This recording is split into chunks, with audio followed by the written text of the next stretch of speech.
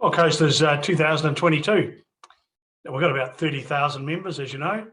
We send out emails twice a week to about 40,000. And they're people who have an interest in the coast.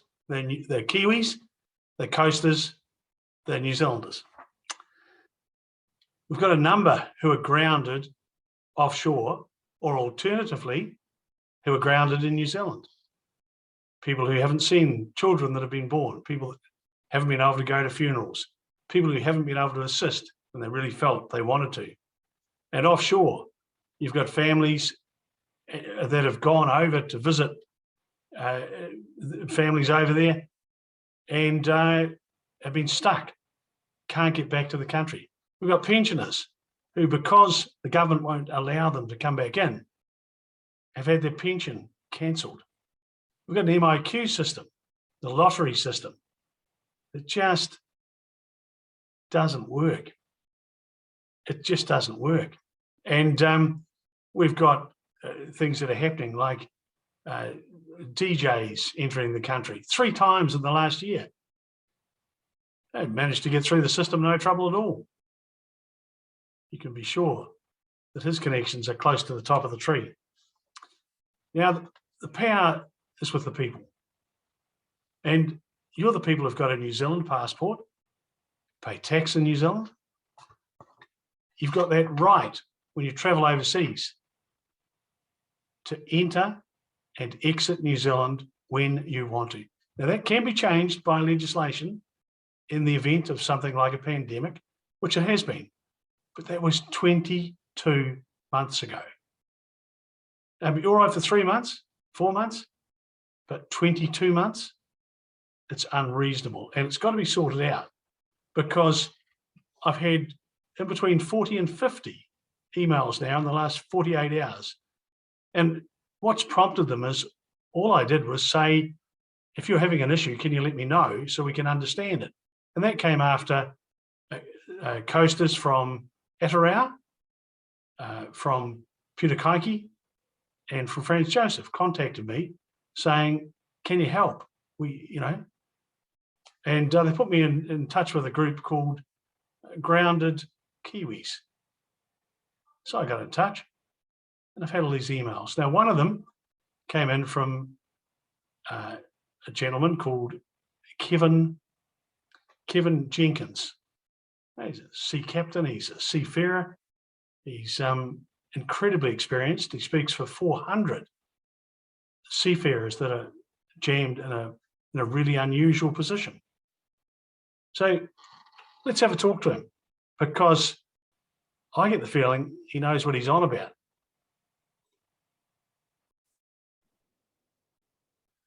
Well, coasters, what about a master mariner, COVID unemployed, spokesperson for 400 fly-in, fly-out workers, fishermen all around the world who are Kiwis trying to get home?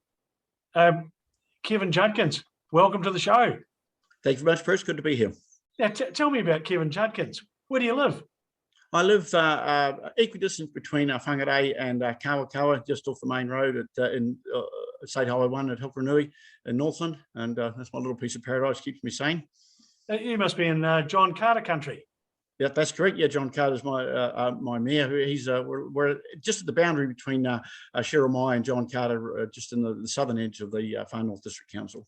They're both awesome mayors in my experience. So you're in good hands. Now, you've been attempting to work your way through the problems that your group have found. Can you explain to the people who are watching this what the problems are and what you're doing about it? Certainly. The problems are that personnel, the fly-in, fly-out personnel, that's seafarers, people that work on oil rigs, fishermen, people that work on passenger ships, people that work on super yachts, people that work on Mercy hospital ships. They all have a roster. Their roster might be 4 weeks on, 4 weeks off, or 8 weeks on, 4 weeks off, depending on what ship they are, what company they work for, as how long their roster is. So then they're trying to work their roster with their back-to-back, the person person who works while they are not there. It's just extremely difficult to do that. And a lot of companies have refused to employ New Zealanders because of the difficulty and additional expense of MIQ requirements into New Zealand. The difficulty first of then what is the date that person can get off the ship and get back into New Zealand so they can roster the next person on, and then the additional cost of that person still on wages and the hotel, the cost of the hotel accommodation in New Zealand. I was very lucky. Last job I was working in West Australia. I worked for a big oil company, and they were a good employer, and they paid for accommodation in Perth. So when I couldn't get back to New Zealand, I took my leave in Perth, and that oil company paid for that accommodation. I was extraordinarily grateful for that. I was aware that a lot of people were not that well looked after, as was I. So, Kevin, you're talking around about 400 impacted parties on your list. What is it? How do they get onto? If you're on a boat, if you're on an oil rig, how does the MIQ system that we have at present impact on them from a practical point of view? From a practical point of view, it means, say one on a rig is on a 4-week on, 4-week on roster, 4-week on, 4-week off, sorry. Then if they were to get a allocation into New Zealand, that would be 2 weeks of their 4 weeks leave. And then to get back to West Australia, there's another 2 weeks quarantine to go into West Australia. So in effect, I'm precluded from working in West Australia because if I left home now, I would spend 2 weeks in Perth in quarantine, work on the rig for 4 weeks, then get off the rig and come back to New Zealand and spend 2 weeks quarantine in New Zealand, and then would have to immediately go back to into quarantine in Perth if I was to resume my roster on that set 4-week date. So it's just physically impossible to maintain a job in West Australia under those current circumstances. Other personnel that are on longer shifts, then they would still eat up a part of their time, of their leave time, and the 2 weeks into New Zealand, and then most of them would have to quarantine in another country as well. I'm not fighting against the quarantine system. It's a crude mechanism to maintain control, and it was the right thing to do at the very beginning of the pandemic. But 2 years into it, there has to be some significant changes, and those changes have not been forthcoming. So they're all New Zealand taxpayers. They all have New Zealand passports. That's correct. They're all New Zealand taxpayers. All have New Zealand passports. And some of them are paid in US dollars. Some of them are paid in Australian dollars. Some are paid in New Zealand dollars. Some are paid in euros. So we're working for companies that are essentially not New Zealand-based companies. They're companies based all around the world, and so that they're paid in whatever currency that denomination that particular company works for. Because they're not New Zealand companies, then the people such as myself, we were not eligible for any COVID unemployment payments that were made to New Zealanders that were adversely affected, because those payments went through the New Zealand employer. As we didn't have New Zealand employers, we weren't eligible for those benefits. Now, a large group have written to the Ombudsman, pointing out the inequity of what's occurring. Do you think they're making any progress? Well, the original complaint from a seafarer's perspective was made by a captain on a supply boat that was running in and out of Yangon, that's Rangoon in Burma, Myanmar, and he was declined emergency access into MIQ. This is when the coup was going on this time last year, in January or February 2021. MIQ declined his emergency application, and in the end, he did a 5 or 6 month trip, and finally got off. My understanding, got off in Indonesia, in Batam, and he was in a bad way emotionally, as are a lot of people who are negatively impacted, and so he laid a complaint with the Ombudsman, and they've gone into it in depth. I've received several updates from him, but I have not yet. The Ombudsman has not yet come back with his report. We are anticipating that should occur early 2022. Kevin, how does this all fit into the Maritime Labour Convention, which says that, what does it say? Provide every possible practical assistance to a seafarer stranded in a foreign port pending repatriation. How does it, are we just ignoring that? That's correct. Yes, the New Zealand government is ignoring that. And I've been advised by the Deputy Director of Maritime New Zealand that these are my words, not hers, that they've cherry-picked part of the convention. There's two parts of the convention. One is compulsory, and the second is voluntary. Now, the part you quoted, I think it was B2.52 or something like that. That is part of the voluntary requirement. So the New Zealand government has they feel that they are not obliged to comply with that, as it's a voluntary part of the law, of that law, not a compulsory part of the law. Whereas in the compulsory part of the law, it says that New Zealand that seafarers require special protection under international law. And New Zealand has not done that for New Zealand seafarers. However, they have done that for foreign seafarers who join and leave their ship in New Zealand. They've created what's called a maritime allocation corridor, whereby foreign seafarers can fly into New Zealand, go into quarantine, and join a vessel, join a fishing boat or a container ship or a cargo ship in New Zealand, and then that ship can continue to ply its trade. Then those same seafarers, they can get off in New Zealand 4 months later, go into brief quarantine, and then fly out back to their home country. So New Zealand government has set up this maritime allocation for foreign seafarers to enter and leave New Zealand, but they have declined the right of New Zealand seafarers who sign off their vessel overseas. They've declined them access to the same maritime allocation. Wow. Do they have the same rules and criteria to get into MIQ? In other words, do you have to go into the lottery system? And no, this is the most astounding part of it. So a shipping company just has to notify MBIE. Now they've got a separate allocation. It's a 60 bunk spaces, so 60 bed hotel rooms are reserved under this maritime allocation for foreign seafarers. And this is outside the MIQ lottery that all New Zealanders have to go into. So specifically reserved for foreign seafarers. And the companies that are involved in this, they notify MBIE that on a certain date they've got 2 or 3 seafarers scheduled to join a ship, and they're allocated those 3 bunk spaces in that lottery, and then they remain in that hotel probably for 1 or 2 days. They don't do the whole 14 days or 10 days as it now is. They just have to wait until their ship gets in here. Obviously, there's an alignment between airline schedules and ship schedules. And so then they would say, in respect of a couple of fishing boats, they then get in from Auckland, they get into a van under quarantine circumstances and drive to New Plymouth or Tauranga or wherever that fishing boat happens to be, and join the ship and be on their way. And to those that have families in New Zealand, how does it work from a practical point of view there? It just doesn't work. So I've got a separate database or a separate tab for families, contacts, fiancés, wives, that sort of thing, of people who are negatively impacted. So I'm keeping them up to date with any developments.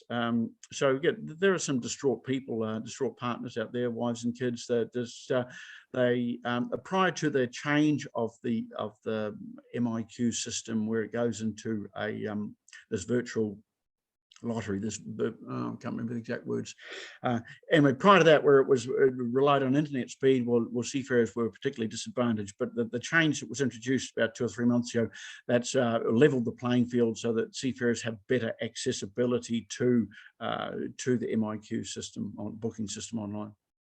Kevin, around the world, how do other countries handle this issue? Do you know?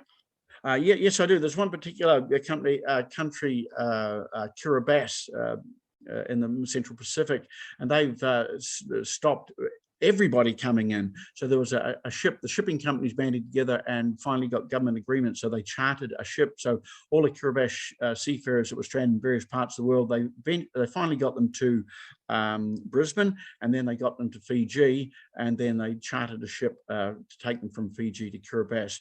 But most other countries, they allow their seafarers to come in under their same maritime allocation that all countries were obliged to put into put into place under the Maritime Labour Convention that you mentioned earlier. So the biggest problem is the impact between the seafarer and his family. Is it? Would that be fair to say? That's fair. That's the primary impact emotionally. Then the secondary part of that is the uncertainty of do they still have a job to go back to? Is the employer going to carry on with the messing around with rosters and the additional cost of personnel, different additional cost of MIQ hotels? All of these things, then they play heavy on the minds of people. Do they want to go back overseas with the uncertainty of when they might not get back inside into the country, or does their employer still want to employ them? Or another one is, do they stay in New Zealand and they remain unemployed or underemployed? I know that there was in the news relatively recently, there was a chief engineer on a fishing boat, much similar to the one that's in your background there. And he's taken a job in a bakery. So he's gone from a chief engineer on a high-tech fishing vessel to working as a cook in a family bakery. So he's taken a massive pay cut. And also he's grossly underemployed. But at the end of the day, people have a choice of putting bread on the table. They've got to do any job that they can. As I said, that they're not eligible for any COVID subsidies that New Zealand government's dishing out. Would it be fair to say that the types of jobs you're talking about, fly in, fly out, oil rig work, highly skilled, probably highly paid, and on that basis, highly beneficial to the country? Absolutely. I put together a financial statement with Mayor Holdham from New Plymouth, and we presented MBIE a financial statement of what the financial impact is of international fly-in, fly-out personnel. From memory, the average wage was $120,000 per person. So over 400 people, there's a lot of people are a lot higher than that. Some were obviously lower. So the loss of that income to the economy is phenomenal. But the government looked at it, and I dealt with government ministers on this issue, and they looked at it purely, it's an even playing field. We're not letting people buy their way into MIQ. And I tried to make the point, we're not trying to buy our way to stairway to heaven, where the loss of income from these jobs is loss of income to the New Zealand economy. It's loss of taxation to the New Zealand government, and it's a loss of income to, excuse me, I'll just take the phone off. Oh, very interesting cases. A loss of taxable income to the New Zealand government, and a loss of spending power to the New Zealand economy. So it's absolutely foolish to not allow these people to come in through the Maritime Allocation Corridor. Whereas those same foreign seafarers that use that allocation, they have no financial benefit to New Zealand at all. They pay tax. If they pay tax, it's certainly not to New Zealand. It would be to their home country. So allowing the foreign seafarers into New Zealand has no financial benefit to New Zealand economy or government coffers whatsoever. Whereas allowing New Zealand seafarers into that same corridor has a huge financial benefit to the New Zealand economy and to the tax take. Kevin, is it competitive out there? Are other countries filling the gap that we're unable to fill?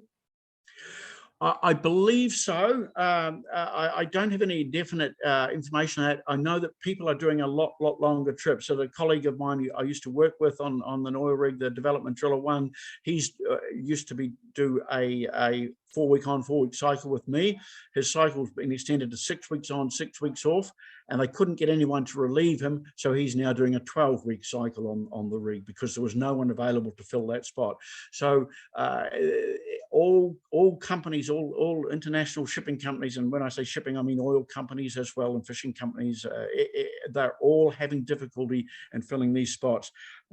New Zealanders are highly skilled in this field, and there's definitely a market for us out there, and there's not that same market in New Zealand for our skills. With the shutdown of the reduction of the shipping industry and the shutdown of the oil industry within New Zealand, then these skills are not, the jobs are just not there in New Zealand for these people. So we've been forced over the last 10 to 20 years, been forced to seek apply our skills and trade elsewhere internationally, and have done so very successfully. Oh, there's absolutely no doubt about that. Well, look, it's been really interesting, because there's a number of really sad stories over this structure we have at present, the legislation we have. Some of them, the majority of them, relate to people who are retired, who are stuck in, say, Australia or Canada or Colorado. Their pension's been stopped because they've gone past the allowable time out of the country. New Zealand doesn't want to know, or certainly the officials don't want to know.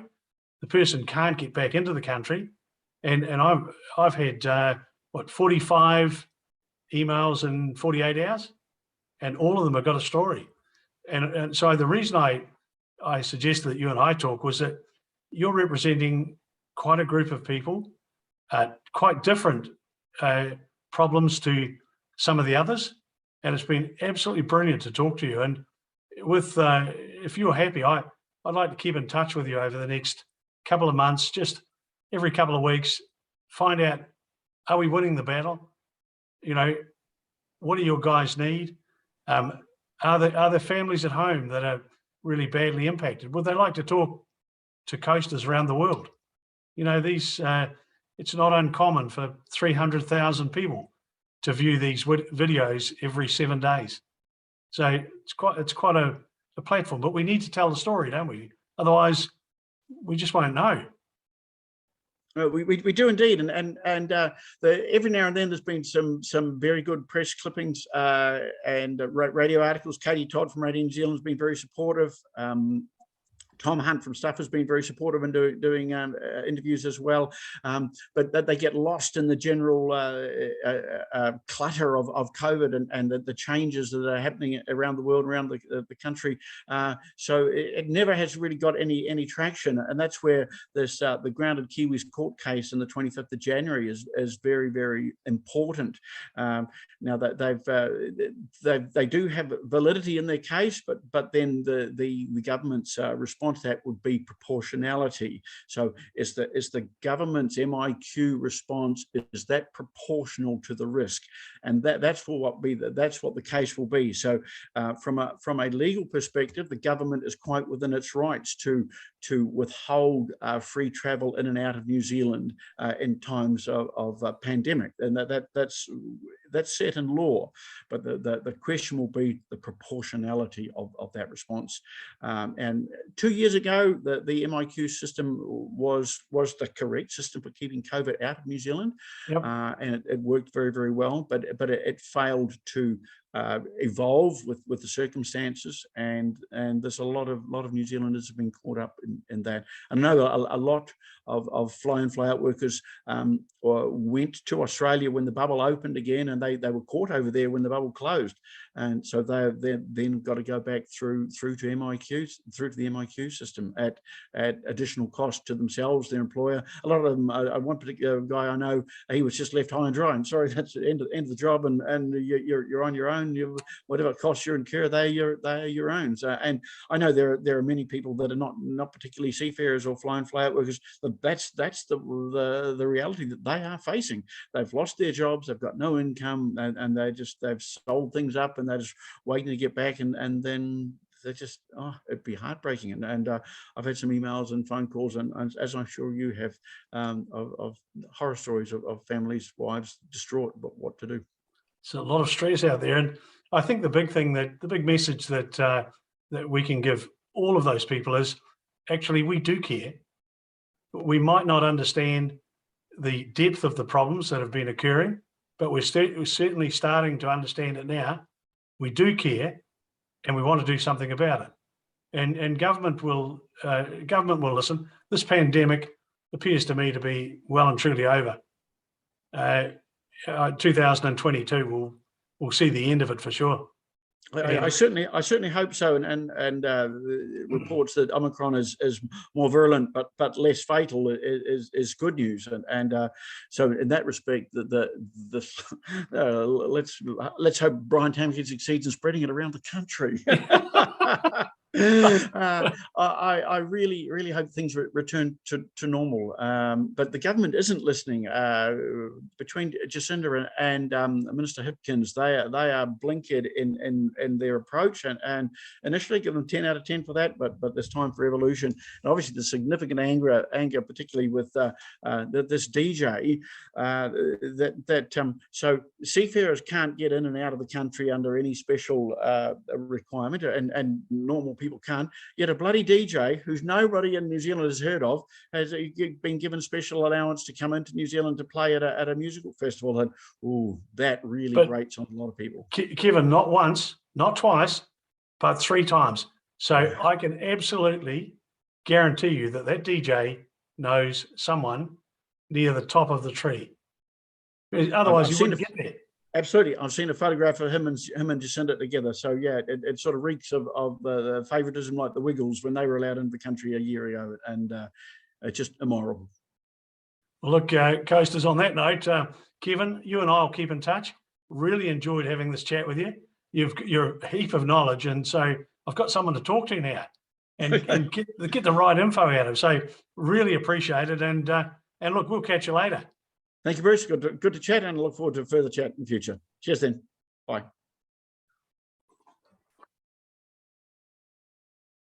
Well, Coasters, what did you think of that? You know, Kevin explained a number of things that I certainly wasn't aware of. And it started me thinking, you know, he's really focused on fly in, fly out. Now, a lot of our miners do that. I wonder if this current legislation is impacting them. We've got a lot on the coast. There's a lot right throughout the country. And, you know, some of our most skilled people, our oil rig experts, our underground coal mining experts, our engineers, are all in a position where they have the opportunity to earn offshore considerably more than they earn in New Zealand. And that's their right. Their passport gives them the right to leave and to enter. But if this legislation, which is now 22 months old, should have gone 12 months ago, isn't reversed, New Zealand will be much worse off. Email me on a real coaster at extra.co.nz if you've got a story. If you haven't seen your first grandchild, if there's things that you haven't been able to do, send me an email and let's see if we can share your story with coasters around the world, because I'm a great believer in telling it as it is and then letting the people reach an opinion. It's interesting, isn't it? We'll catch you later.